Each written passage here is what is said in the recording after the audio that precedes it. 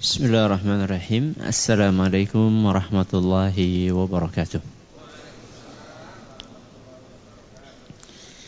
Alhamdulillahirabbil alamin. Wa bihi nasta'inu ala umuri dunya waddin. Wa sallallahu ala nabiyyina Muhammadin wa ala alihi wa sahbihi ajma'in. Amma ba'd. Kita panjatkan puja dan puji syukur kehadirat Allah tabaraka wa ta'ala. Pada kesempatan malam yang berbahagia kali ini, kita kembali diberi kekuatan, kesehatan, hidayah serta taufik dari Allah Jalla wa'ala, sehingga kita bisa kembali menghadiri acara pengajian rutin malam Kamis untuk mengkaji tafsir Al-Quran di Masjid Agung Darussalam Purbalingga. Kita berharap semoga Allah subhanahu wa ta'ala berkenan untuk melimpahkan kepada kita semuanya ilmu yang bermanfaat, sehingga bisa kita amalkan sebagai bekal untuk menghadap kepada Allah Jalla wa'ala. Amin. Salam dan salam semoga senantiasa tercurahkan kepada junjungan kita Nabi besar Muhammad sallallahu alaihi wasallam, kepada keluarganya, sahabatnya, dan umatnya yang setia mengikuti tuntunannya hingga di akhir nanti. Seperti biasanya, sebelum kita memasuki tema kajian kita pada malam hari ini, kita akan membaca bersama surat yang mulia, surat Al-Balad. Mudah-mudahan Allah Azza wa Jal memberkahi pengajian kita. أعوذ بالله من الشيطان الرجيم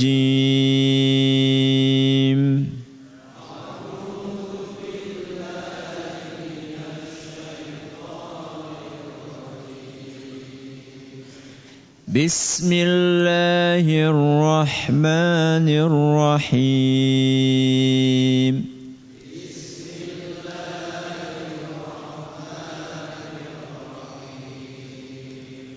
لا أقسم بهذا البلد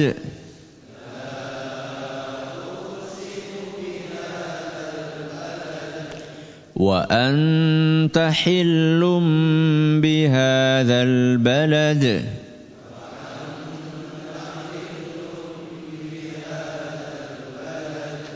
ووالد وما ولد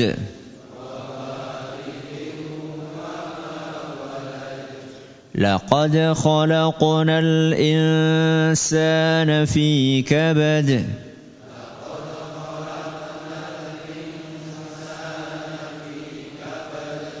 أيحسب أن لن يقدر عليه أحد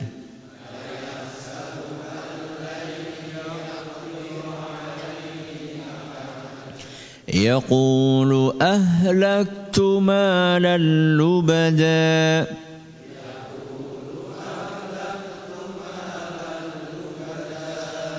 أيحسب أن لم يره أحد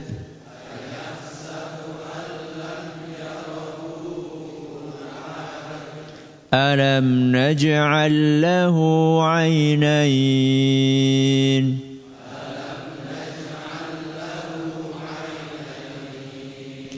ولسانا وشفتين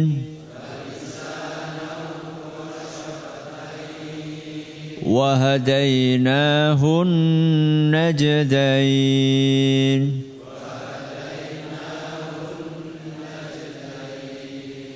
فلاقتحم العقبة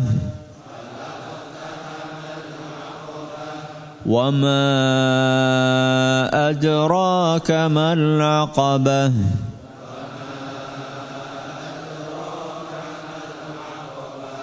فك رقبة أو إطعام في يوم ذي مسغبة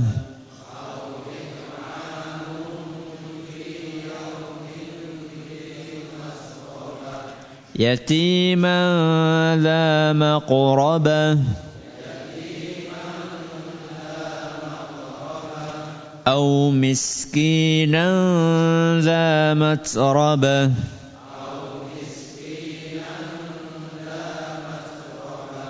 ثم كان من الذين آمنوا وتواصوا بالصبر وتواصوا بالمرحمة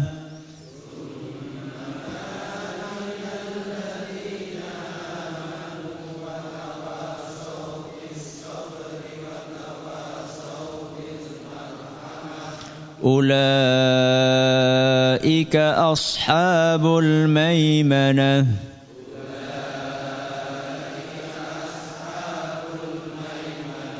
والذين كفروا بآياتنا هم أصحاب المشأمة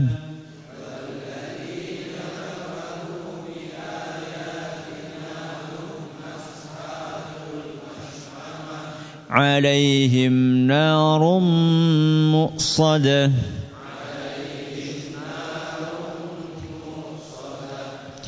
Para hadirin dan hadirat sekalian yang kami hormati dan juga segenap pendengar Radio Fika Insani 88,8 FM di Purbalingga, Purwokerto, Banjarnegara, Cilacap, Wonosobo, Kebumen dan sekitarnya. Para pendengar Radio Best FM di Solotigo dan sekitarnya, Radio Roja di Jakarta, di Bandung, di Lampung, di Berau, dimanapun Anda berada. Radio Al-Hikmah di Banyuwangi dan sekitarnya, Radio Kita di Cirebon dan sekitarnya, dan juga radio-radio dakwah lainnya yang ikut menyiarkan pengajian ini, serta para pemirsa Roja TV dan Yufid TV yang semoga senantiasa dirahmati oleh Allah Azza wa Jalla. Ayat terakhir yang kita bahas, ayat keberapa? Ayat ketiga. Apa bunyinya?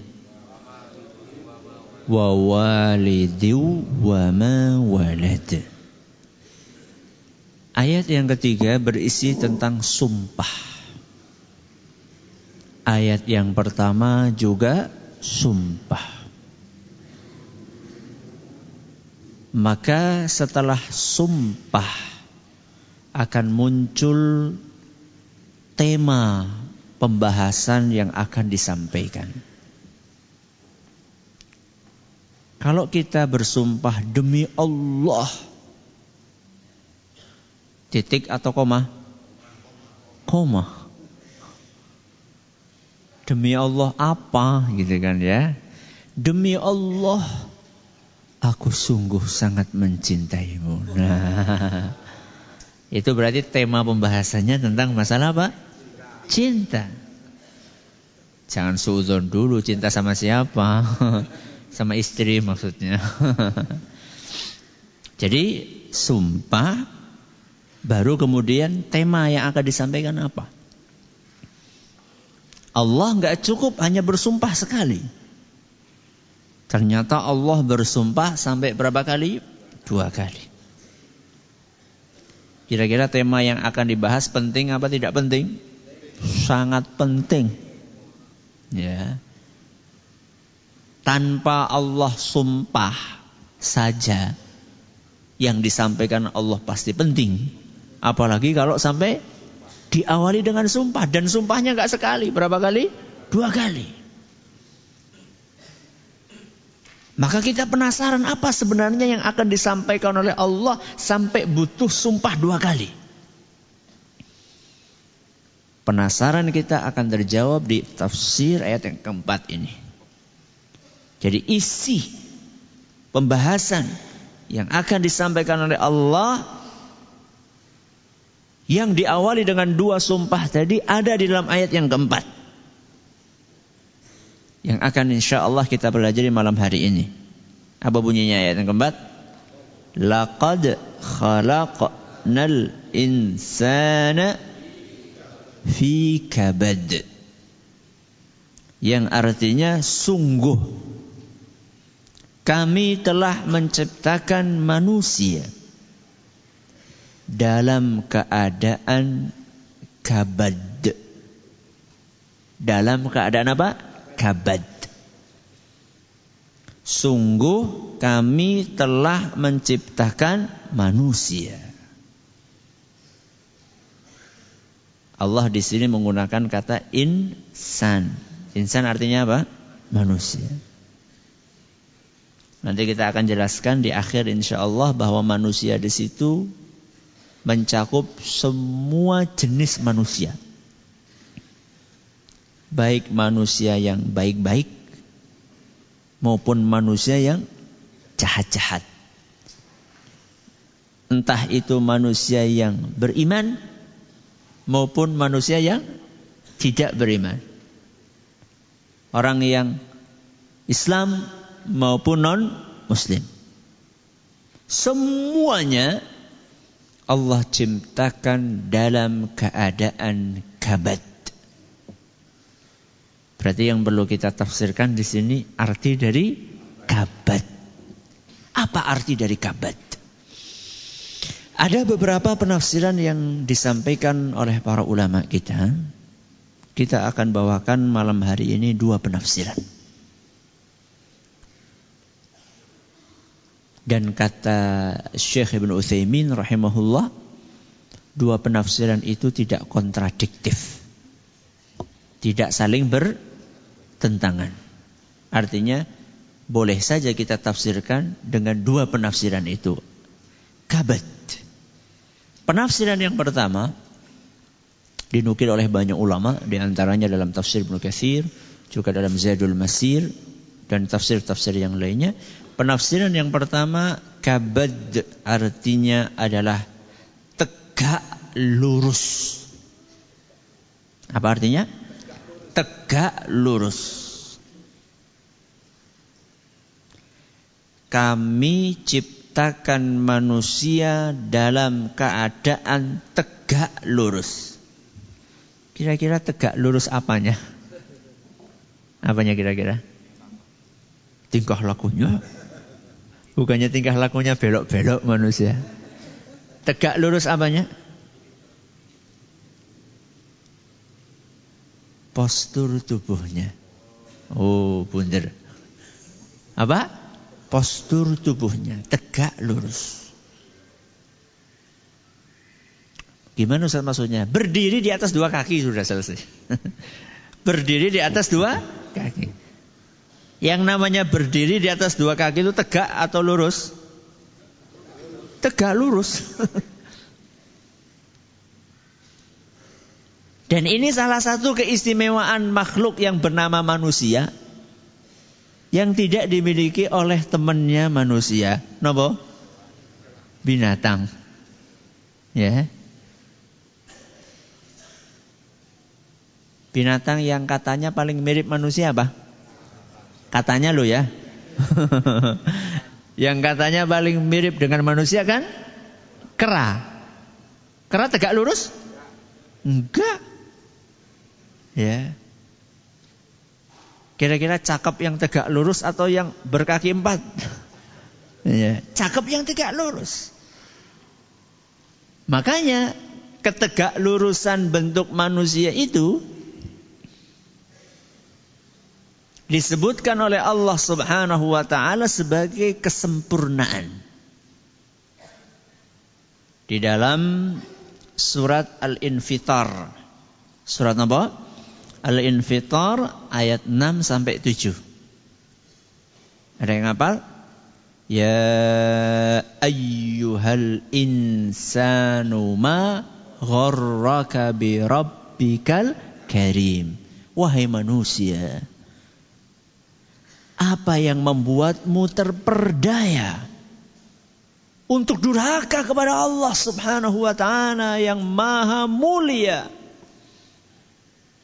yang maha baik. Kemudian setelah itu kelanjutannya, alladzi khalaqaka fasawwaka fa'adalak. Padahal Allah lah yang menciptakanmu, lalu menyempurnakan bentukmu dan menjadikan susunan tubuhmu seimbang, tegak, lurus. Ini karunia, tapi sering kita tidak menyadarinya. Sadar-sadar kapan? Nek wis nyekel teken. Kalau sudah pegang tongkat baru sadar. Iya ya, engane mien dahulu nikmat ya, punya tubuh yang apa? Tegak.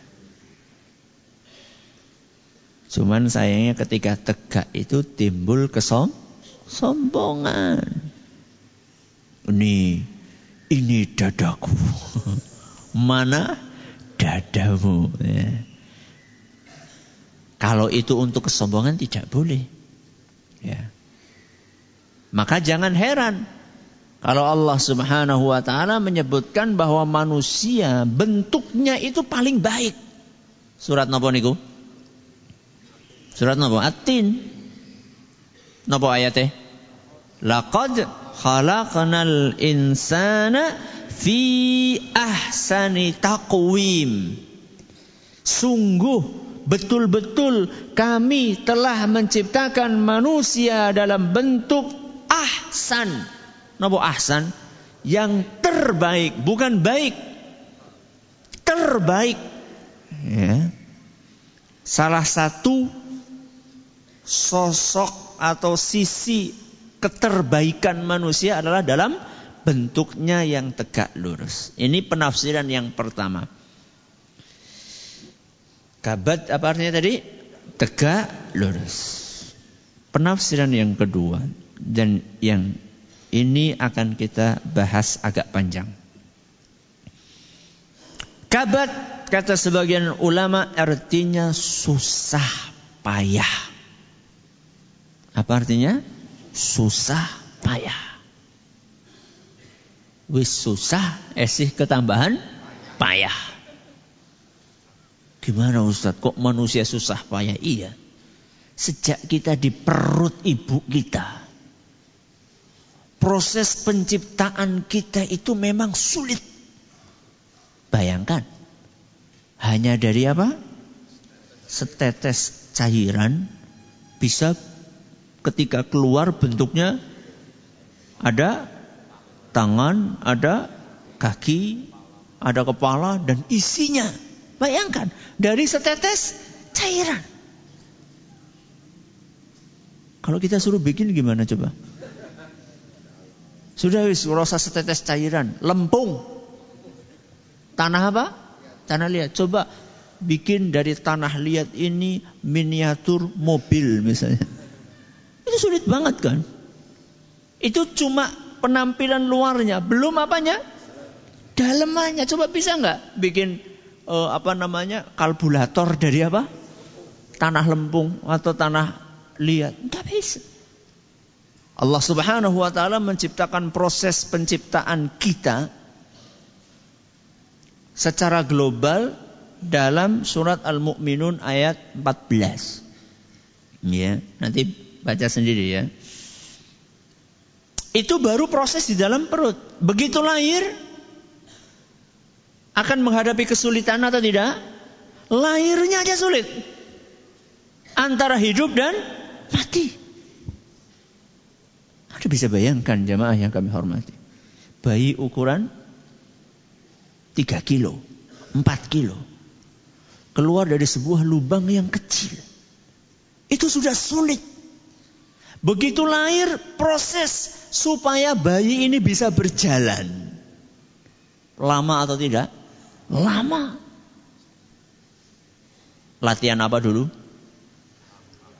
Brongkong. Kok disit? Tengkurap. Ya, tengkurap dulu. Setelah bisa tengkurap, kemudian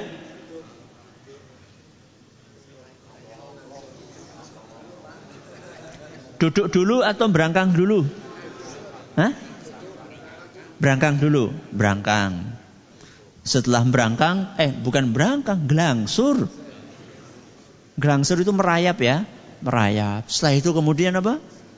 Berangkang. Setelah berangkang kemudian latihan duduk. Latihan duduk pun masih goyang-goyang.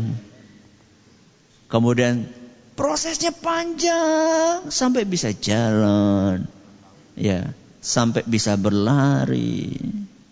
Itu kita baru ngobrolin tentang gerakan. Belum kita bicara tentang makanan. Sekarang apa yang jenengan dahar? Soto, bakso, rawon gitu kan?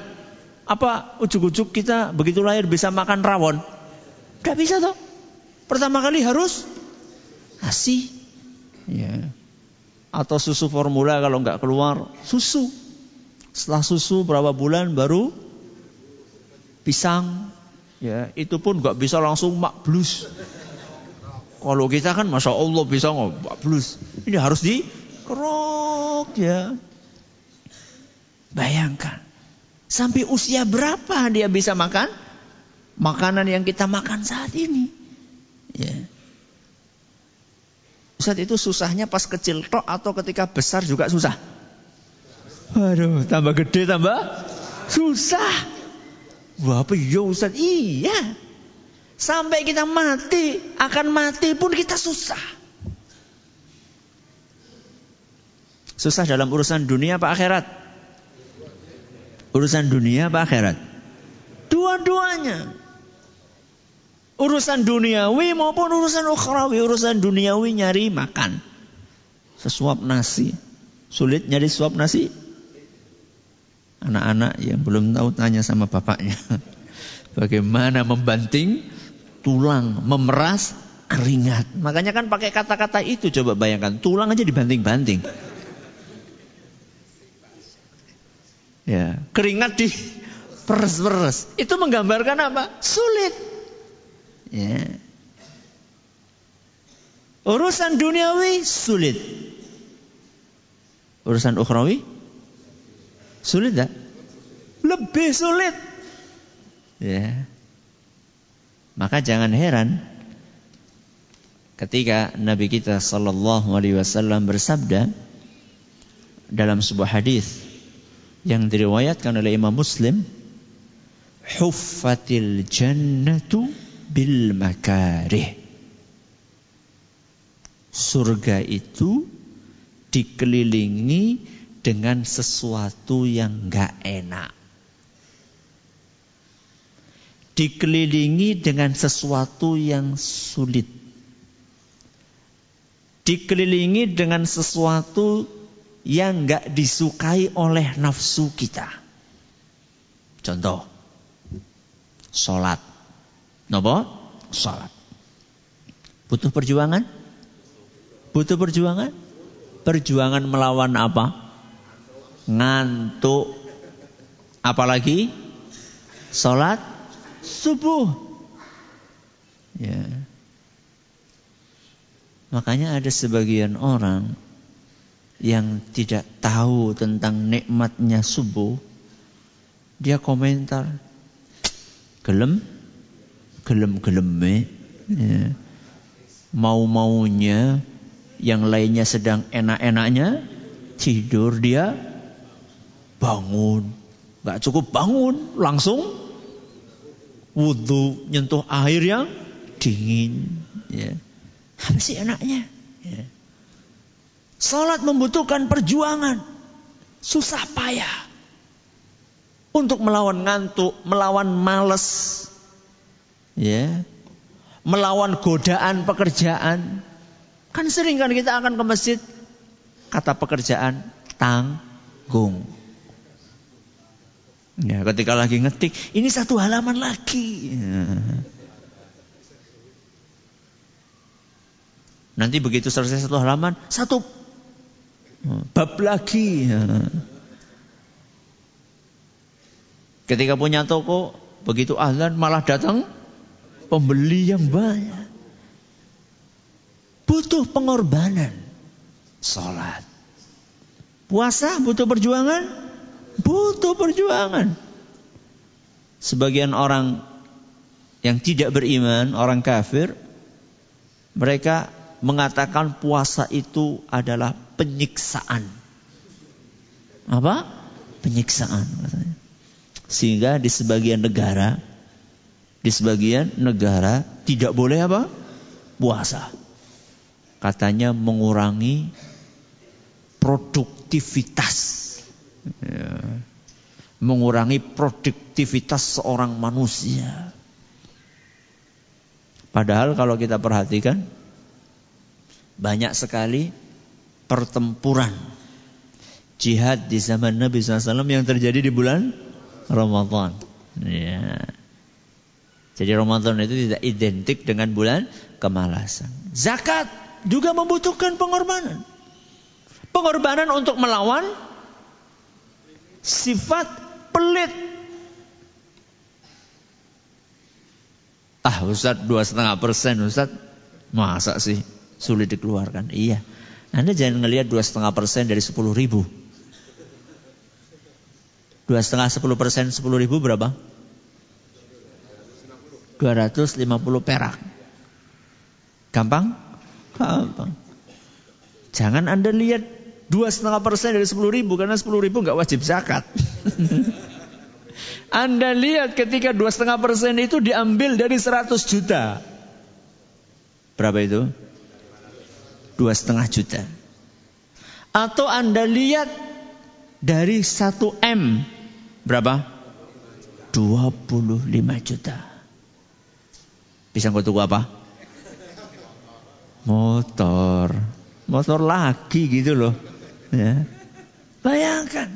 Zakat, haji juga sama.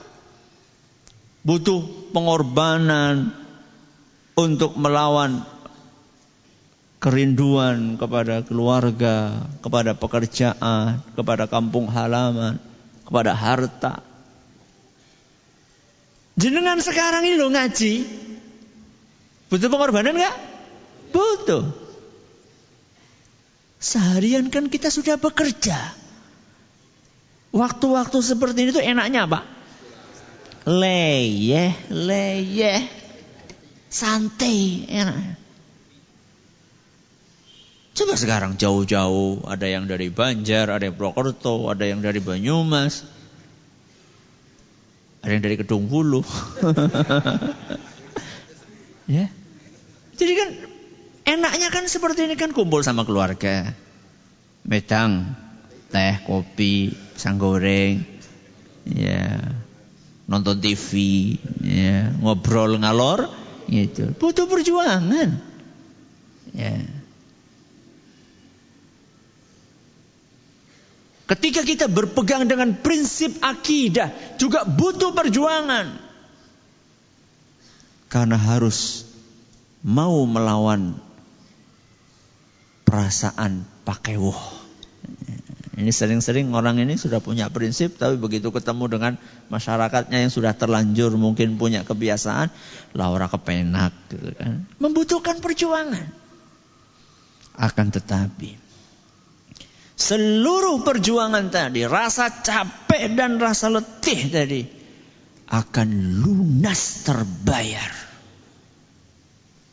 ketika kita dikasih kesempatan untuk mencicipi surga. Kapan? Nanti di akhirat. Ya. Mencicipi, bukan masuk, mencicipi tok. Itu sudah bisa melupakan seluruh keletihan, seluruh rasa capek, seluruh pengorbanan yang kita kerahkan ketika kita hidup di dunia. Nabi kita sallallahu alaihi wasallam menceritakan dalam sebuah hadis yang diriwayatkan oleh Imam Muslim, nanti pada hari kiamat akan didatangkan orang yang paling susah hidupnya di dunia. Cuman dia ini orang yang beriman. Kemudian oleh Allah Subhanahu wa taala disuruh nyicipi, dicelupkan, ditulakan, kon ngerasaaken supaya merasakan surga sekejap. Kemudian diangkat lagi. Jadi bukan disuruh nyicipi seminggu, bukan. Cuma terus diangkat lagi. Kemudian ditanya oleh Allah Subhanahu wa taala, "Ya ibna Adam, hal ra'aita bu'san qat? Hal marra bika syiddatun qat?" Wahai anak Adam, apakah kamu ingat dahulu pernah mengalami susah payah? Apakah kamu masih terbayang dahulu pernah sulit berkorban, berjuang? Apa jawabannya? Wallahi. Apa? Demi Allah, tidak sedikit pun. Semuanya sudah terlupakan. Hanya dengan apa? Nyicipi sedikit. Apalagi kalau seterusnya. Kira-kira kalau sudah nyicipi, kira-kira dikembalikan lagi enggak? Ya Allah. Masa aku nyicipi dok akan? Ya enggak. Ya. Hadis riwayat Muslim. Ustaz, dari tadi kita bicara tentang orang yang beriman susah payah. Salat susah, zakat susah, haji susah, belajar agama susah.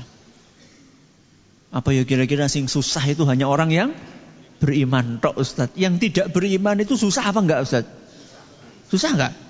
Susah. Makanya Allah Subhanahu wa taala pakai kata apa tadi? Insan. Laqad khalaqnal insana fi kabad. Sungguh kami telah menciptakan manusia. Manusia ini berarti umum atau spesifik?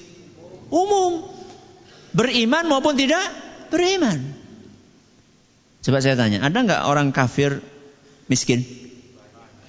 Ada nggak orang kafir miskin? Banyak. Jadi jangan dipikir hanya orang Islam saja yang miskin. Orang kafir banyak yang miskin. Susah nggak hidupnya? Susah. Ada nggak orang kafir yang sulit nyari rezeki? Ada. Orang tidak baik pun susah. Jadi jangan dipikir yang susah itu cuma orang yang baik. Contoh orang tidak baik, maling. Maling susah nggak? Susah. Kalau nggak bertanya, tanya. Kalau nggak percaya, tanya sama malingnya. Itu dia akan merencanakan jam sekian. Susah, dia kedinginan dia. Yang lainnya pada tidur enak-enak, dia ya begadang, kadang kecocokri. Ya. Iya kalau nggak ketangkap, nek ketangkap digebuki wong. Ya. Wis digebuki wong, digebuki maning nang penjara kan. Jadi jangan dipikir yang susah itu cuma orang yang baik saja. Orang yang tidak beriman juga mereka susah. Ya. Makanya Allah Subhanahu wa taala pakai kata-kata apa tadi? Insan. Ya. Ustaz, kalau orang yang beriman susah, orang yang tidak beriman juga susah. Orang Islam susah, non-Muslim juga susah. Bedanya apa? Apa bedanya? Apa? Perbedaannya adalah di akhirat nanti. Di mana perbedaannya? Di akhirat. Ya. Makanya di dalam surat An-Nisa. Surat apa? An-Nisa. Ayat 104. Ketika Allah Subhanahu wa taala memotivasi kaum mukminin untuk semangat berjihad. Jihad, pertempuran. Itu berat atau tidak? Berat.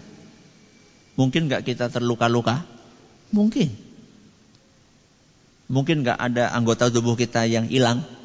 Mungkin. Bahkan bukan hanya itu, mungkin kita mati di situ.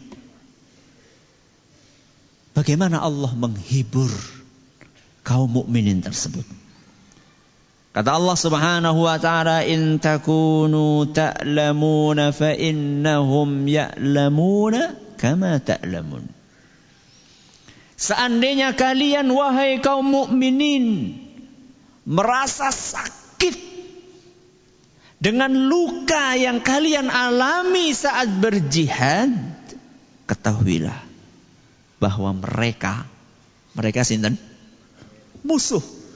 Mereka juga merasa sakit dengan luka mereka. Ketika di antara kaum mukminin ada korban, di antara kaum kafirin juga ada korban. Ketika di sana darah tertumpahkan, ketika di sini darah tertumpahkan, di sana juga darah tertumpahkan. Terus apa yang membedakan? Allah lanjutkan firman-Nya, wa tarjuna minallahi ma la yarjun. Akan tetapi bedanya kalian dijanjikan pahala di sisi Allah Subhanahu wa taala. Yang itu tidak dijanjikan untuk mereka. Orang yang tahajud malam-malam capek, dan orang yang nyolong malam-malam juga capek. Betul? Betul atau tidak? Betul. Orang yang berinfak, mengeluarkan harta di jalan Allah, duitnya berkurang. Dan orang yang beli togel, duitnya juga berkurang. Betul? Betul. Bedanya apa? Bedanya yang ini dapat pahala, yang itu dapat dosa. Kalau sama-sama berkurang duit kita, kenapa kita milih beli neraka? Neraka kok dibeli. Kenapa kita nggak beli apa? Surga. Kalau beli duitnya berkurang nggak? Berkurang. Daripada beli neraka, mendingan beli surga. Duit ini berkurang. Jadi jangan sampai jangan, wah duit anyar ge, maneman ge. Disimpen be duit. Ge, arep gue belanja, tong duit itu akan habis. Cuman habisnya buat apa? Gitu loh. Habisnya buat fisabilillah di jalan Allah Subhanahu wa taala, atau habisnya fisabilis syaitan, di jalannya apa? Setan. Semuanya akan habis. Umur kita juga sama. Umur kita akan habis. Umur kita akan berkurang. Setiap hari umur kita berkurang. Orang yang beriman umurnya berkurang. Orang yang tidak beriman umurnya juga berkurang. Orang Islam umurnya berkurang. Non-Muslim umurnya juga berkurang. Semuanya akan berkurang. Cuman untuk apa umur tersebut? Lisan kita, mau tidak mau akan digunakan. Mata kita, mau tidak mau akan digunakan. Otak kita, mau tidak mau akan kita gunakan. Perut kita, mau tidak mau akan kita isi. Yang membedakan apa? Digunakan untuk apa dan diisi dengan apa. Itu yang membedakan. Maka bersyukurlah orang-orang yang menghabiskan waktunya, yang menghabiskan umurnya untuk beribadah kepada Allah Subhanahu wa taala. Dan merugilah orang-orang yang menghabiskan umurnya dan waktunya untuk berbuat maksiat dan dosa kepada Allah Subhanahu wa taala. Makanya kata para ulama kita,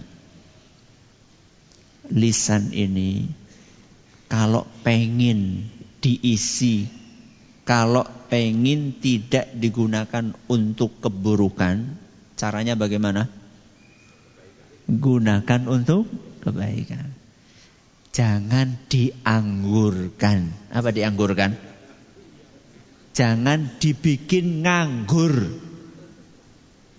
Kata para ulama, innal lisana idza lam tushghilhu bi dzikrillah, lisan ini kalau tidak digunakan untuk berzikir kepada Allah, maka akan disibukkan dengan hal-hal yang tidak baik. Mari kita isi umur kita dengan kebaikan kepada Allah Subhanahu wa ta'ala. Mudah-mudahan bermanfaat buat kita semuanya. Berarti berapa penafsiran kita bawakan? 2. Yang pertama apa? Tegak, lurus, postur tubuhnya, fisiknya. Yang kedua, susah payah. Wallahu ta'ala a'la wa alam. Terima kasih atas perhatiannya. Mohon atas segala kurangannya. Kita tutup dengan membaca Subhanakallahumma wa bihamdika asyhadu an la ilaha illa anta astaghfiruka wa atubu ilaik. Assalamualaikum warahmatullahi wabarakatuh.